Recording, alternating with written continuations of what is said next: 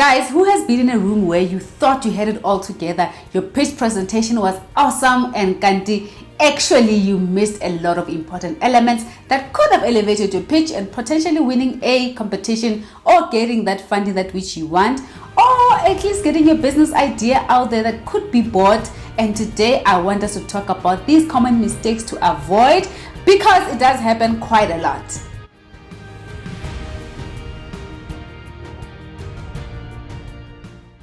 Hello everybody, welcome back again to my channel. My name is Lerato Sebata. Guys, before we go any further, please take a minute just to click that subscribe button. Yes, I mean you that is not yet subscribed, and you know you keep coming back to this channel. And of course, please don't skip the ads if you can, because we love some ching ching zaga zaga dollar in this community. And lastly, please share this video with those that may want to see this video. So guys, I recently attended the Telkom Future Makers workshop. This was an SMME summit and I was one of the mentors. So one of the elements within the program was for SMEs to pitch their business, of course, with an intention to win the competition. So the first prize was winning 50K, the second prize was winning 30K, the other one was winning 20K. Now, the challenge with this pitch presentation is that the mistakes I saw there, I wished I could just keep saying, hey, no, don't do that. Ish, you could have just done this, And unfortunately, obviously, you're sitting there as a judge, you're just watching, and I'm an observer, and I can just see these mistakes. And unfortunately, I can't just jump onto stage to say, hey, man, you don't do that. But also, I saw the confidence most of them did have in these presentations with these mistakes. And this just propelled me to do this video, because I figured we don't talk more around how to prepare for a pitch presentation. You could be preparing a pitch related to business funding. You are in a room with investors. You could be preparing a pitch related to you getting business, or you are in a competition and you need to win.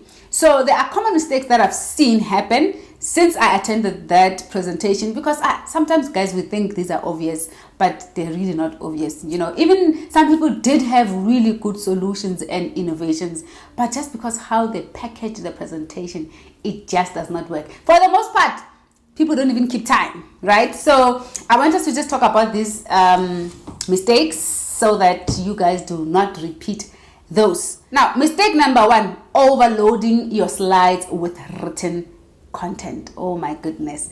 When you are sitting there as a judge or as an observer in the room, when you are listening to this person, they're presenting, all you just see is paragraphs and paragraphs. Guys, presentations are about visuals. You need to visualize. It needs to look appealing. You need to use MS presentation in its fullness. So the PPT slides need to be your friend. Those convert to smart art, graphs, pie charts, have a lot of that. Do not be lost in the text. And now you're also there presenting, you have your notes and your judges are watching you. There's a screen, there's a lot of notes, and you kind of like try to follow because you're about to say something. You see, there's too many things written. As someone who's presenting, I'd also be confused. Now I'm reading, why I'd like you to partner with us. I'd like you to partner with us because of, and then you're watching the screen and I'm thinking, oh my God, your eyes can't quickly go to that point. You see what happens? You keep losing, your audience like that, and you sound and look like you're unprepared. So rather, use a lot of graphics, tables, pie charts, graphs, all these converting things to smart art, all those things. Have less written content, if I could say so. Let the pictures, rather talk more than you speak. Use animations if you can. Try something, but just don't use a lot of written content. Number two, ignoring your audience needs. If you do not know who you are presenting to, you will not be able to prepare for what they want to hear. So you need to understand, if I'm going to a Telkom Future Makers presentation, pitch presentation to win 50,000. Firstly, Telkom is an ICT company. That means they are into technology and innovation. So that means the panel members would be someone who is an expert in maybe IT, into telecoms, into networks. So who's like sharp in those innovative space, right? So now that means you need to be very creative. You need to show that element.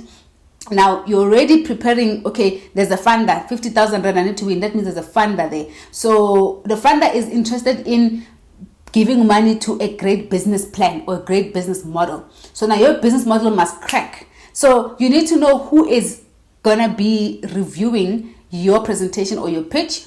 And if you are then looking for funding, you need to understand these people, they don't have time. They want to see numbers. They want to see their point. They want to see what problem are you solving. Like, you need to understand who are you presenting to. You're not presenting to a person that must consume your product, because there's a difference between, presenting a pitch to someone who's a consumer and using the service or the product, and presenting to an investor or a funder. Those are two different things, and the needs and the messaging is quite different. The one that will be using the item want to see about the features, they want to see where to find it, how long does it last, what is the warranty, durability, oh my God. But then the funder, the investor, looking at what problems are you solving, what is your business model, how can people reach this thing, what is the fast rate of return of investment. If we give you this much money, how much profit can you generate by when? How do you, go back into your balance sheet? So you need to look at those things. Do you get, ne? The point is, know your audience. Don't ignore your audience needs. Number 3, poor delivery. Oh my goodness. Guys, not everyone can speak, okay? Not all of us have the skill to speak. So when you're going to be standing on stage or in front of people doing a pitch, ensure that you have good presentation skills. That's why presentation, it is one of the soft skills you need to learn. As a business owner, you might not have that gift or that ability. Maybe you are stuttering, and we accept and understand this is not by choice. Or maybe you're just afraid of the crowd. You cannot speak in, public speaking where there's so many people. You just shake, like you're just uncomfortable with just speaking in front of people. That's okay. No one's going to judge you for that. Then appoint someone in your company or your business partner that can deliver the presentation well, so that someone who's listening can follow through. You don't use a lot of filler words like and, rather just pause. It's okay to pause, gather your thoughts, and a pause moment does create that element of thinking, including the guys that are listening, by the way. The panel judges, they're also thinking, okay, and then you gather your vocab, you gather yourself again, you focus on where you were, and that's okay. That little bit of pause, it's allowed. So you don't always have to fill in the gap. Or you're speaking so monotonous that you're so boring. That today's presentation, I want to tell you guys that we as a company have innovated the solution that is meant to make your employees' wellness grow faster, and therefore this is what's going to happen. And oh my gosh, by the time 10 minutes comes, we are bored. Bored.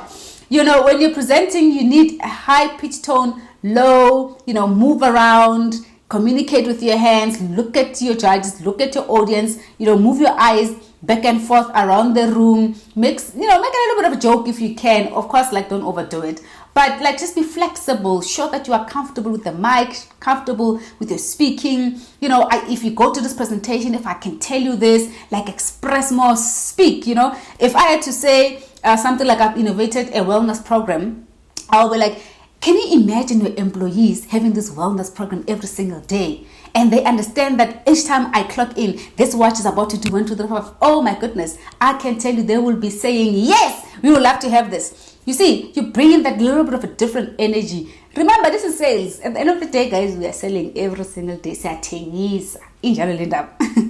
Moving right along, number 4 is lacking clear, unique value proposition. Okay, I think some people do take a little bit of time to focus on, unique value proposition. So under this point is what makes your product or your solution different, and how is it that this cannot be replicated, and how does it stand out from your immediate competitors? It is important to also mention whom you've seen in the market that is doing a similar thing, or they are doing it the same way, but you are going to do it differently like this. You have to highlight the unique value proposition. And remember, keep in mind, where the investors and the judges that are sitting there, they like to see what is the big idea. What big problem are you solving? That's not about you as a director and your goals to meet because you've done a company that's done so well. It is about the masses. Let's see the impact.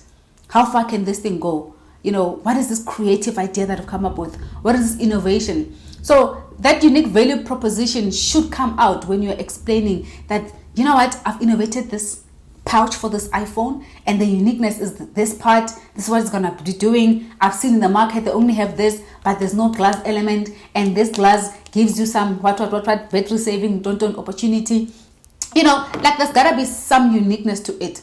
You don't have to repeat what others have done, and then you sound like, because you are black and you are small or you're a woman, you have come up with something so out of this world. No. Keep your unique value proposition on point. Ne? The fifth mistake is you skipping the call to action. Now what? You presented to us this pitch. Now what? You want this money for this. Now what? What is this program going to do? Now what? Are you requesting money? Are you requesting investors? Are you requesting, this thing to be rolled out to many different parts of the country? Like, what is your call to action? What is the now what? Then what? So what are we supposed to do with this whole information? You have just presented to us a great idea, a great product. So what? What do you need from us as investors? What do you need from us as, the guys that are sitting there evaluating and looking at this thing? So you've got to have a call to action when you are doing a pitch presentation, and show you have the now what? What then? Okay, so then, all right, we heard you then. You follow that drill, ne? So those are the things that you need to solve for when you are doing pitch presentation. I think the other one I really just want to add is, please do not ever use your status in any company, whether you are CEO of 100 people or you are the emerging director, and your status, to think that that will replace your pitch.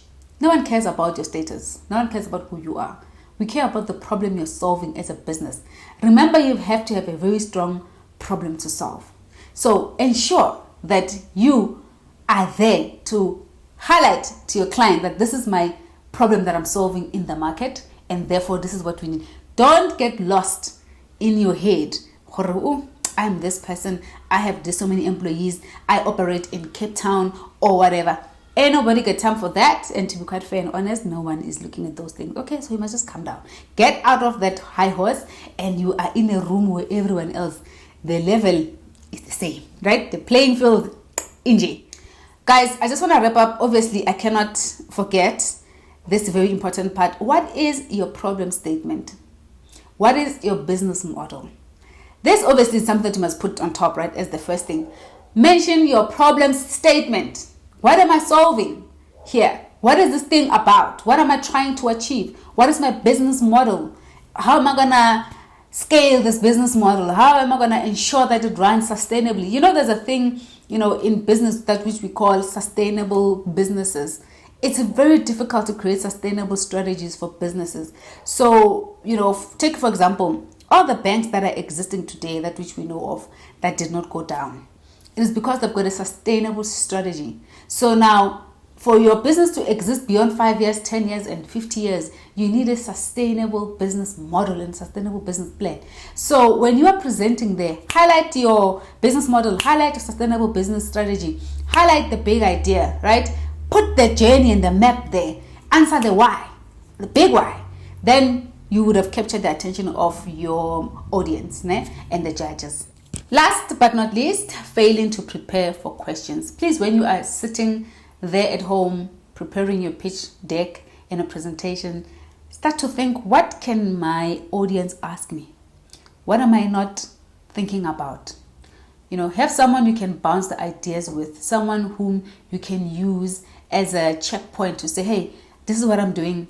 Ask me questions. If I say this, where do you think I'm missing it? Have to prepare for questions. There's nothing daunting like sitting in a pitch presentation and they ask you a question related to your industry, and then you are like, blank, and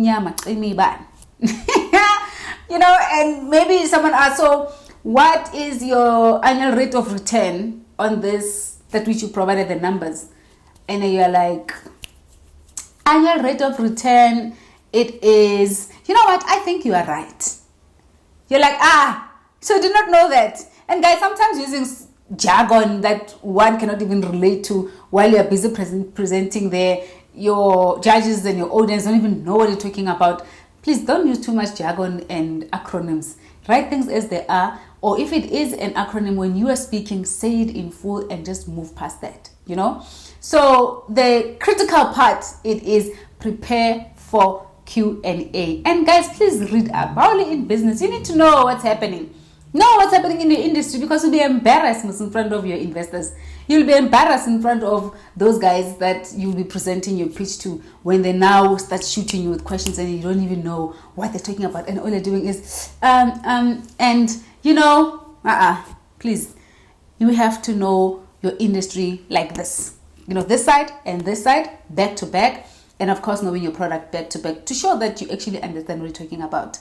So that's all that I had for today. Mistakes to avoid when you're doing a pitch deck, and of course a presentation for you to land that specific funder or business, and of course win that competition. There's a lot of this competition going on, so please guys, let me know where you are struggling in preparing for pitch presentations in the comments section, and I'll definitely answer you. Again, remember to subscribe, share this video, and I'll see you guys on the next video. Cheers.